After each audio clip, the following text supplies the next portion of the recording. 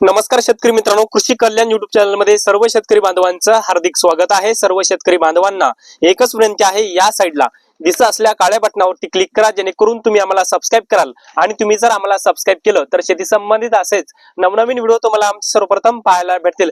तर मित्रांनो, खरीप हंगाम 2025 चा सरसकटचा पीक विमा शेतकऱ्यांच्या खात्यामध्ये येणार आहे। ज्या शेतकऱ्यांचं कॅल्क्युलेशन पूर्ण झालेलं आहे, ज्या शेतकऱ्यांना त्यांची रक्कम दाखवत आहे, तर ती रक्कम तुमच्या खात्यामध्ये आता वाटपाला सुरुवात होणार आहे। येणाऱ्या 2 दिवसापासून हा जो पीक विमा जो आहे तर तो तुमच्या खात्यामध्ये येणार आहे, तुमच्या आधार संलग्न बँक खात्यामध्ये येणार आहे। त्यामुळे तुमच्या आधारला बँक खातं लिंक असणं अत्यंत महत्त्वाचं आहे। तुमच्या जर आधारला बँक खातं लिंक नसेल तर हा पीक विमा तुमच्या खात्यामध्ये येणार नाही। तर मित्रांनो, कोण्या पिकाचं कॅल्क्युलेशन झालेलं आहे आणि कोण्या जिल्ह्यामध्ये झालेलं आहे आणि कोण्या जिल्ह्यामध्ये येणाऱ्या 2 दिवसापासून पीक विमा वाटप होणार, या संदर्भात थोडक्यात माहिती घेण्याचा प्रयत्न करूया।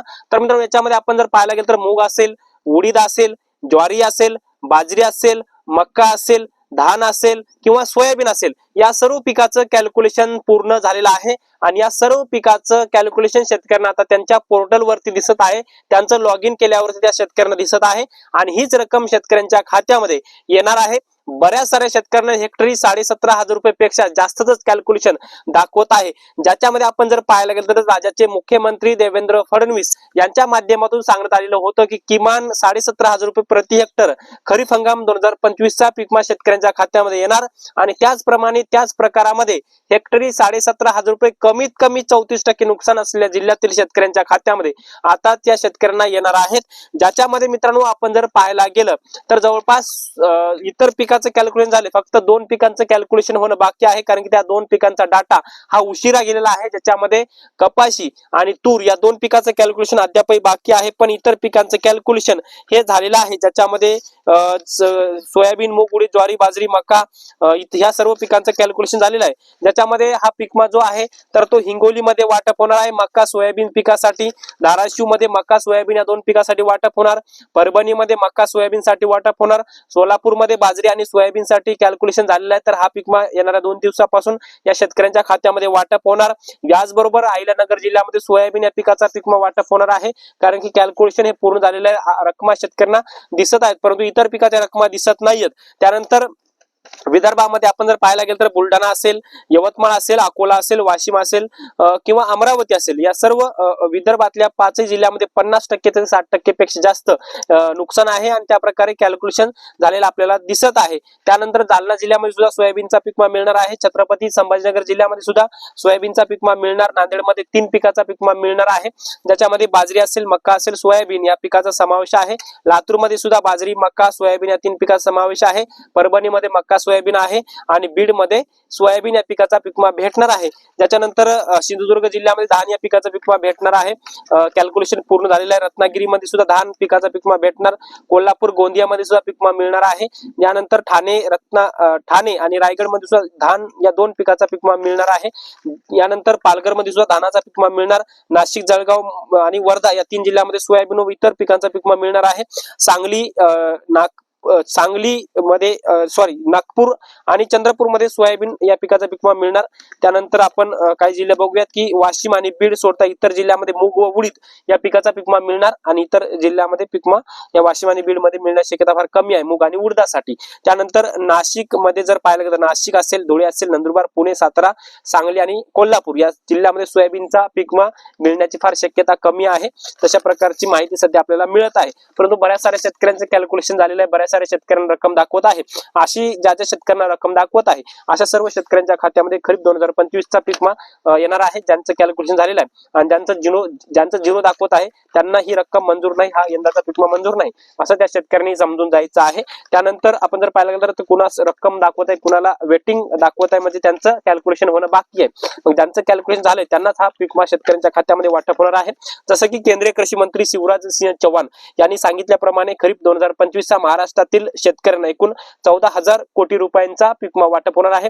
ज्या शेतकऱ्यांनी खरीप हंगाम 2025चा पीक विमा भरला होता तर त्या शेतकऱ्यांना पीक विमा वाटप होणार आहे. जसं की मुख्यमंत्री देवेंद्र फडणवीस यांनी सांगितलंच होतं की अगोदरच्या पत्रकार परिषदेमध्ये की खरीप हंगाम 2025चा पीक विमा आम्ही शेतकऱ्यांना सरसकट वाटप करणार आहेत. कुठली अट किंवा कुठलीही शर्त न ठेवता ज्याच्यामध्ये किमान 34% नुकसान असलेल्या जिल्ह्यामध्ये हेक्टरी 17,500 रुपये वाटप करणार. ज्याच्यामध्ये आपण जर पाहिलं तर मराठवाड्यातले काही जिल्हे आहेत ज्याच्यामध्ये 80% पेक्षा जास्त नुकसान दाखवण्यात आलं होतं. ज्याच्यामध्ये जालना आहे, छत्रपती संभाजीनगर आहे, हिंगोली जिल्हा आहे, नांदेड आहे, त्यानंतर इकडं सोलापूर जिल्हा आहे, अहिल्यानगर जिल्हा आहे. मग हे असे जिल्हे आहेत जे 80% पेक्षा जास्त नुकसानग्रस्त आहेत. आणि काही जिल्हे आहेत की 75% नुकसान आहे, ज्याच्यामध्ये बुलढाणा, यवतमाळ, अकोला, वाशिम, अमरावती यासारख्या जिल्ह्यांचा समावेश आहे.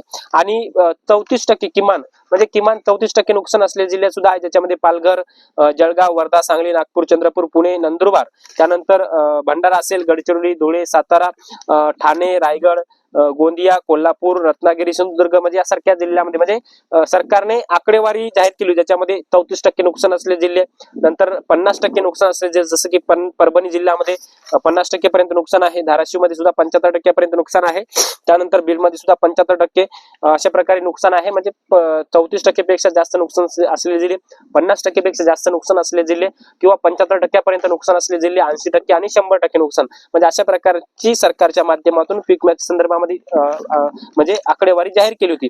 आणि त्यानुसार किमान 34% नुकसान असलेल्या जिल्ह्यामध्ये हा पीक विमा किमान 17,500 रुपयाचा वाटप होणार. यंदा सरकारच्या माध्यमातून कुठली अट आणि कुठली शर्त ठेवली नाही, ज्या ज्या शेतकऱ्यांनी पीक विमा भरलाय त्यांना पीक विमा भेटणार आहे. तुम्ही क्लेम केलेला असेल किंवा नसेल तरी तुम्हाला पीक विमा मिळणार अशी माहिती सरकारने दिलेली आहे.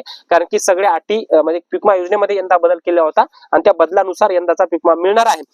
आता पहिलं काय होतं की तुम्ही क्लेम केलेला असेल तर तुम्हाला 25% मिळायचा, मध्य हंगाम प्रतिकूल परिस्थितीत क्लेम केलेला असेल तरच तुम्हाला पीक विमा मिळायचा, परंतु यंदा तसं नाही. यंदा तुमच्या कापणीच्या आणि काढणीच्या अहवालावर तो पीक विमा मिळत आहे. आणि आपल्या महाराष्ट्र राज्य सरकारच्या कृषी विभागाच्या माध्यमातून जे काही पोस्ट हार्वेस्ट म्हणजे कापणी आणि काढणीचा अहवाल जे काही सरकारला पाठवला, केंद्र सरकारला असेल किंवा विमा कंपन्यांना असेल, त्या अहवालानुसारच ही नुकसानीची आकडेवारी काढली जाते. कारण की उंबरठा उत्पादनाची आकडेवारी जी काही सरकारला जाहीर झाली आता, कारण की 2 महिन्यापूर्वी उंबरठा उत्पादनाची आकडेवारी राज्याच्या कृषी विभागाने सादर केली. कारण की उंबरठा उत्पादन म्हणजे काय की मागच्या तुमचं 5 वर्षाचं उत्पादन किती आहे, यंदाचं उत्पादन किती आहे. जसं तर उदाहरणार्थ मागच्या 5 वर्षाचं तुमचं सरासरी उत्पादन हेक्टरी 50,000चं असेल समजा, आणि यंदाचं तुमचं सरासरी उत्पादन आता यंदाचं कापणी आणि काढणीच्या अहवालानुसार जर तुमचं हेक्टरी 20,000 आलं, मग तुमचं मागच्या 5 वर्षाचं गतवर्षीचं मागच्या 5 वर्षाचं सरासरी उत्पादन 50,000 रुपये हेक्टर आणि यंदाचं आलं 20,000, म्हणजे तफावत किती रुपयाची आहे तर 30,000 रुपयाची.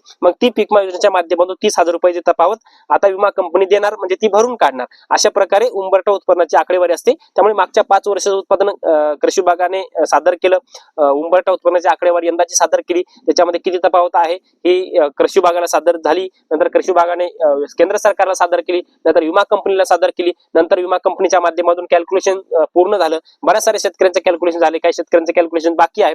मग अशा प्रकारे कॅल्क्युलेशन झालेल्या रक्कमा शेतकऱ्यांना दिसत आहेत. मग अशा ज्या ज्या शेतकऱ्यांना रक्कमा दिसत आहे तीच रक्कम कन्फर्म आहे आणि तीच रक्कम तुमची अंतिम आहे. कापणी आणि काढणी म्हणजे कापणीचं वेगळी रक्कम, काढणीची वेगळी रक्कम, कापणी काढणीचा अहवाल, जे काही कापणी अंतर्गत जे नुकसान, काढणी अंतर्गत जे काही नुकसान झाले ती वेगवेगळ्या रक्कमा एकत्र शेतकऱ्यांच्या आधार संलग्न बँक खात्यामध्ये आता काही दिवसामध्ये विमा कंपनीच्या माध्यमातून वितरित होणार आहे. तर मित्रांनो, ही राज्यातील पीक विमा भरलेल्या शेतकरी बांधवांसाठी अत्यंत आनंदाची बातमी आहे. तर मित्रांनो, हे छोटंसं अपडेट तुम्हाला कसं वाटलं कमेंट्स मध्ये नक्की कळवा. हा व्हिडिओ जर आवडला असेल तर एक लाईक करा, प्रत्येक शेतकरी बांधवांपर्यंत महत्त्वाची अशी माहिती शेअर करा. तर मित्रांनो, या माहितीसह मी तुर्तास इथेच थांबतो. तोपर्यंत आपल्या सर्वांचे मनापासून धन्यवाद.